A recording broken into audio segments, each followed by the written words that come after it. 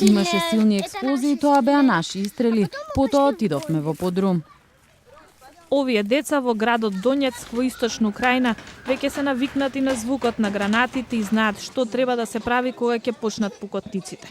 Во овој подрум што е претворен во скривница, околу 40 луѓе се кријат од борбите во регионот Донбас. Вот у меня в июне будет. Живеам овде речиси цела година. На почетокот доаѓавме тука само повремено, но кога дојдовте вие, почнавме да живееме тука. Зимоска бомбардирањето беше толку силно што не можевме да живееме во визбата. Потому что зимой нас так бомбили, что с детьми даже выйти никуда не могла. Цел ден зборуваат за Донбас, зборуваат за разоривањето. Само за Донбас? Не само за Донбас, зборуваат и за Путин како преговара. Жителите се трудат да го направат просторот што е можно подобен. Една млада мајка Света живее тука со незините 3 деца. Незиниот едногодишен син не знае за друг дом освен ова. Донецк е тивок преку ден. Жителите даваат се од себе да продолжат со нормалниот живот во оваа сепаратистичко упориште. Прекинот на огнот што почна во февруари им даде мал одмор од конфликтот, но жителите велат дека гранатирањето повторно почнало на почеток на јуни. Се плашат да се вратат во нивните домови. Бомбардирањето ме разбуди. Во визбата?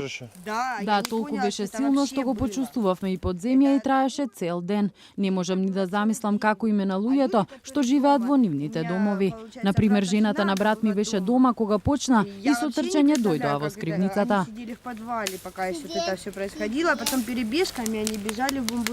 Семејството живее под земја и најмногу се подпира на помошта од хуманитарните организации.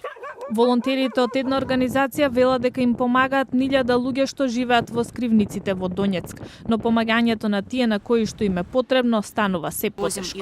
Предходно можевме едноставно да донесеме тоа што им треба на луѓето. Сега треба да добиеме дозвола од Министерството за социјална политика во Киев. Не можевме сами да донесуваме одлуки. Кога ќе добиеме дозвола, треба да ги донесеме на мирниците на друга организација што ги дистрибуира. Сами для себя, на волонтерска група, мы не можем завозить груз. Семејствата во скривницата нестрпливо го чекаат денот кога ќе може да се вратат дома, но некои се плашат дека децата може да имаат долгорочни последици. Ужасно е, децата ги слушаат бомбите, може да им се одрази психолошки, тие се преплашени. Додека чекаат ситуацијата над земја да се смени, децата и родителите го прават она малку што можат да најдат утеха. Ги украсиле ѕидовите на нивниот привремен подземен дом со пораки за мир.